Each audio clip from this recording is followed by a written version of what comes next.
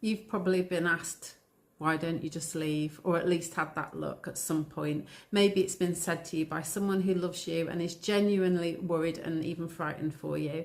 Or maybe it's been said by someone who's losing patience with you. And probably very frequently you say it to yourself, why can't I just leave? Why don't I just leave? Why do I feel so trapped? I don't know what to do.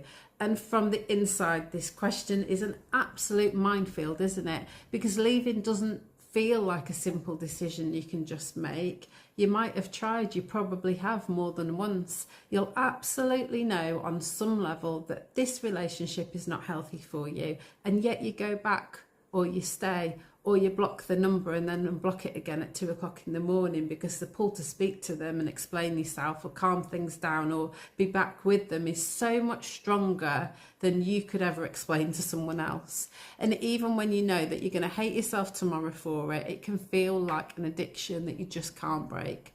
And then the shame attack that you have, that gets worse, doesn't it? Because every time you go back, you can feel more embarrassed, more stuck, more confused, more frightened of telling anyone, because you're going to worry that they're going to think, here we go again. So you stop saying as much, you start hiding what's going on, you minimise it, you maybe pretend things are better than they are, because explaining it all again just feels unbearable. And this is not a weakness, this is what coercive control and abuse does to you. It messes with the way that you think, and it messes with your nervous system. There is a part of you that knows rationally what you need to do, and there is another part of you that is scared to get it wrong, scared that you have misunderstood things, scared that it's not bad enough, scared that there's nothing better, scared that you're going to blow up your life and make everything worse, scared that your children are going to be worse off, because if you're forcing them to see them, then at least you can be there. How heartbreaking is this? But it's the truth, and it's the reality, isn't it?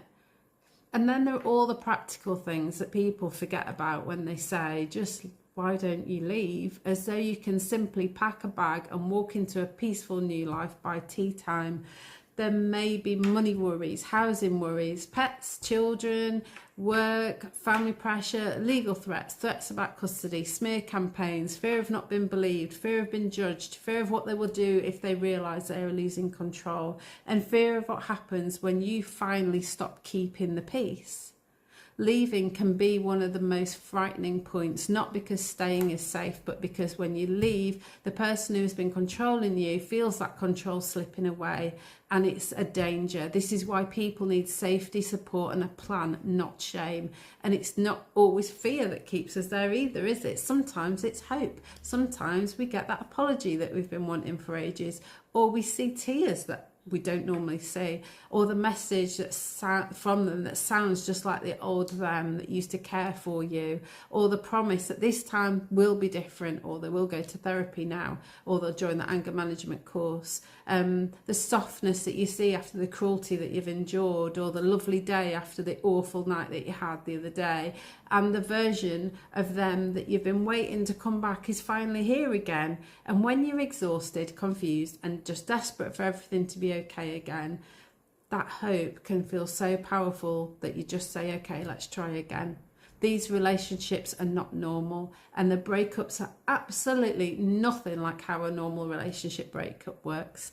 These dynamics can trap you, and whether every move is calculated by them or not, the impact is still the same. Whilst they still want something from you, they'll do anything to keep you there, and including making you feel so low and worthless and lost in yourself that you stop trusting your own judgment, because someone who feels like that about themselves with no self-esteem and confidence is so much easier to control.